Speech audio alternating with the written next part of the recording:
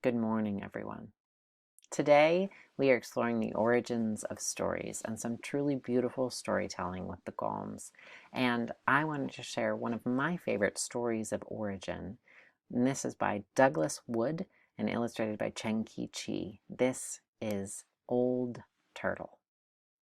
Once, long, long ago, yet somehow not so very long ago, when all the animals and rocks and winds and waters and trees and birds and fish and all the living beings of the world could speak and understand each other, there began an argument.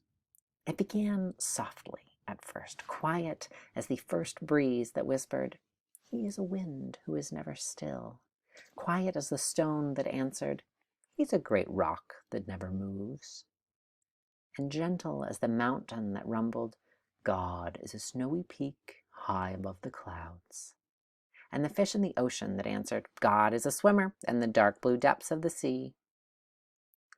"No," said the star, "God is a twinkling and shining far, far away." "No," replied the ant, "God is a sound and smell and a feeling who is very, very close."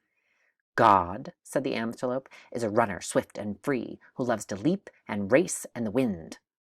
"She is a great tree," murmured the willow, "a part of the world always growing and always giving."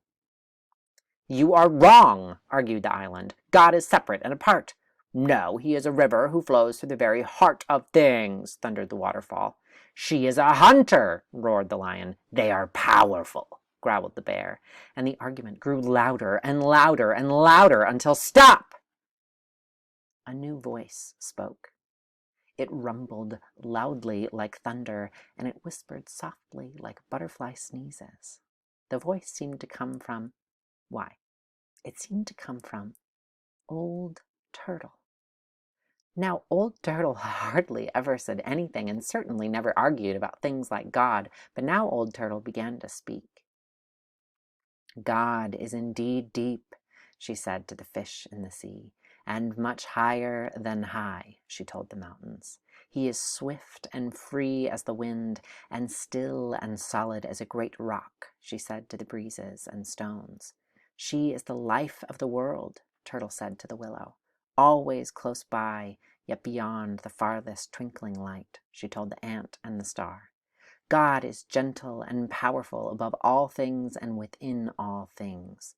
"God is all that we dream of and all that we seek," said Old Turtle, "and all that we come from and all we can find. God is." Old Turtle had never said so much before. All the beings of the world were surprised and became very quiet. But Old Turtle had one more thing to say. "There will soon be a new family of beings in the world," she said, "and they will be strange and wonderful. They will be reminders of all that God is. They will come in many colors and shapes, with different faces and different ways of speaking. They will be strong yet tender, the message of love from God to the earth and a prayer from the earth back to God." And the people came. But oh, the people forgot. They forgot that they were a message of love and a prayer from the earth, and they began to argue about who knew God and who did not, and where God was and was not, and whether God was or was not. And often people misused their powers and hurt one another and killed one another, and they hurt the earth until finally even the forests began to die, and the rivers and the oceans and the plants and the animals and the earth itself, because the people could not remember who they were or where God was. Until one day there came a voice, like the growling of thunder, but soft as butterfly sneezes. "Please stop."